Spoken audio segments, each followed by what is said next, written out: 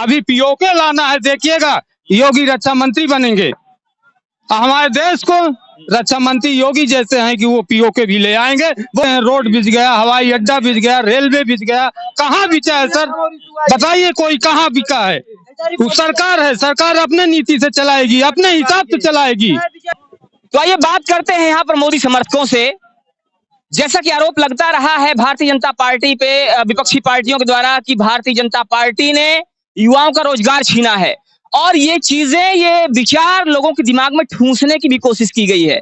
अगर आप देखें, अगर आप गांव की बात करें, आप बेरोजगार लोगों की बात करें, तो उनके दिमाग में बात ठूंसने की कोशिश की गई कि मोदी सरकार ने और भाजपा सरकार ने लोगों से जो रोजगार है वो छीने हैं, जिसकी वजह से युवा बेरोजगार हो रहे हैं। तो ये बात करते हैं युवाओं से और जानने की कोशिश करते हैं कि युवाओं का इस पर क्या विचार है, क्या मानना है। क्या लगता है आपको कि जो भाजपा की बात की जा रही है, भाजपा सरकार पर आरोप लगाए जाते हैं कि भाजपा ने रोजगार छीनने की कोशिश की है, बेरोजगारी को बढ़ाया है, क्या कहेंगे आप? ऐसा कोई बात नहीं है। जो भी कर रहे हैं युवाओं के लिए कर रहे हैं। अभी देश ना बाहर है, मोदी पर पूरा विश्वास है। 400 पार लेके चलेंगे, जो मोदी निर्णय लेंगे वो हम पब्लिक के साथ साथ पूरा चलेंगे। हम मोदी के साथ हैं। हम युवाओं पूरा युवा इलाहाबाद नीरज त्रिपाठी को 400 नहीं 200 पार जिताएं, 2 लाख पार मोदी को। तो नीरज त्रिपाठी को इलाहाबाद संसदीय सीट से 2 लाख से ज्यादा वोटों जिताएंगे। क्या नाम है आपका? मेरा संदीप द्विवेदी नाम है। मैं कुराव विधानसभा का रहने वाला हूं और हमारे संसदीय क्षेत्र से नीरज त्रिपाठी जी को टिकट मिला है। और मैं आपके माध्यम से मैं ये बताना चाहता हूं कि जो प्रत्याशी कांग्रेस से चुनाव लड़ रहे हैं, गठबंधन से चुनाव लड़ रहे हैं, इसके पूर्व में उनके पिताजी यहाँ के सांसद रहे और वो करछना से स्वयं विधायक रहे, और उन्होंने सिर्फ थाने पर ठेकेदारों को पैदा करने का काम किया, ठीक थाने पर दलाली कराने का काम किया। और एक चीज हम आपसे बताना चाहते हैं कि 2 लोग चुनाव यहाँ से लड़ रहे हैं। एक लड़ रहे हैं और दोनों लोगों अपने पिता के वजह से चुनाव लड़ रहे हैं, इनका नाम है। तो एक लोग जो इनका राज्य करना, प्रजातंत्र करना सिस्टम रहा है, जो शुरू से ही अपने लड़के को राजनीति में लाए और भ्रष्टाचार पूरे संसदीय क्षेत्र में करवाए, थाने पे, ब्लॉक में, तहसील में घर घर लड़ाने का काम किए। और एक माननीय केसरी स्वर्गीय केसरीनाथ त्रिपाठी जी के आपका इशारा कहीं ना कहीं उज्जवल रमण सिंह की तरफ। उज्जवल रमण सिंह जी चुनाव लड़ रहे हैं और जैसी करनी वैसी भरनी। इसके पहले भी वो सांसद और यहाँ के विधायक करछना से रहे हैं।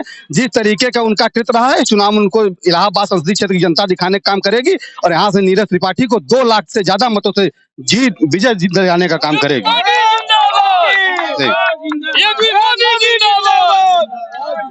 तो नीरज त्रिपाठी 2 लाख से ज्यादा वोटों से जीतेंगे, ऐसा वहां के लोगों का कहना है। यहाँ हमारे बीच में एक बाबा जी हैं। बाबा जी देखिए, मोदी जी का ये पोस्टर लिए हुए टहल रहे हैं। तो बाबा जी बात करते हैं, आखिर बाबा जी किस उद्देश्य से और क्या भाव लेकर ये इस उम्र में मोदी जी का समर्थन कर रहे हैं? बाबा जी क्या नाम है आपका? चंद्रिका प्रसाद मिश्र जी। कुराव तहसील के हम रहने वाले हैं। और हम जो है अपने भारत की संस्कृति, सनातन धर्म और माने भाई बहनों, माताओं की इज्जत की रक्षा करने वाले यह मोदी जी और योगी जी हैं।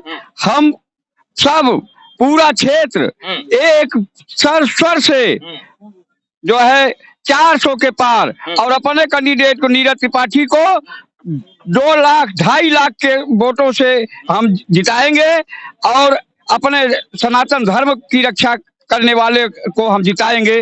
भारत माता की जय।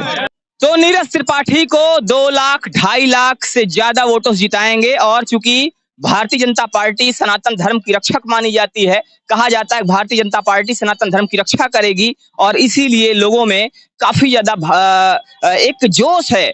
लोग चाह रहे हैं कि भारतीय जनता पार्टी एक बार फिर से बहुमत में आए और 400 के पार वोट लाके एक बार फिर से देश में प्रधानमंत्री भारतीय जनता पार्टी का ही बने।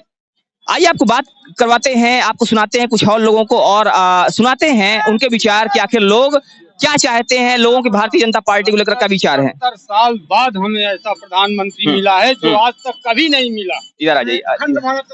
और ऐसे प्रधानमंत्री को हमें सब पूरे देश के लोगों को जिताना चाहिए। हम सभी लोगों से आग्रह करते हैं, हाथ जोड़ के विनती करते हैं, ऐसे प्रधानमंत्री कभी नहीं मिलेंगे जो आज हमारे देश के प्रधानमंत्री हैं। अच्छा, सबसे पहले ये बताइए, भारत माता की, भारत माता की।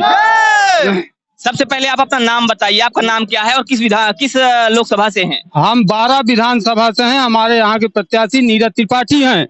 हम लोग उदय भान करोरिया इसके पहले विधायक थे। हम लोग उन लोगों को भी जिताया है, इनको भी जिताएंगे और सब लोग मिल करके जिताएंगे। इनको कोई हराने वाला नहीं है। मोदी लहर है, कोई ये न कहे कि मोदी लहर नहीं है। लेकिन जो विपक्षी हैं वो तो लगातार आरोप लगा रहे हैं कि मोदी लहर पहले हुआ करती थी, लेकिन अब मोदी लहर कोई असर ये लोग केवल गुमराह करते हैं सर, केवल गुमराह करते हैं। कहते हैं रोड बिछ गया, हवाई अड्डा बिछ गया, रेलवे बिछ गया। कहाँ बिचा है सर? बताइए कोई कहाँ बिका है? वो सरकार है, सरकार अपने नीति से चलाएगी, अपने हिसाब से चलाएगी। इसी बात का तो आरोप लगाया जा रहा है। आप कह रहे हैं कि सरकार अपनी नीति चलाएगी और इसीलिए कहा जा रहा है कि सरकार हिटलरशाही होती जा रही है। नहीं, कोई हिटलरशाही नहीं है। हमारे देश को ऐसे प्रधानमंत्री की जरूरत है। हम सभी लोगों से हाथ जोड़ के आग्रह करते हैं कि हमारे देश को ऐसे ही प्रधानमंत्री की जरूरत है। अभी पीओके लाना है, देखिएगा योगी रक्षा मंत्री बनेंगे। हमारे देश को रक्षा मंत्री योगी जैसे हैं कि वो पीओके भी ले आएंगे। बोलिए भारत माता की, भारत माता की। अब की बार, अब की बार, अब की बार,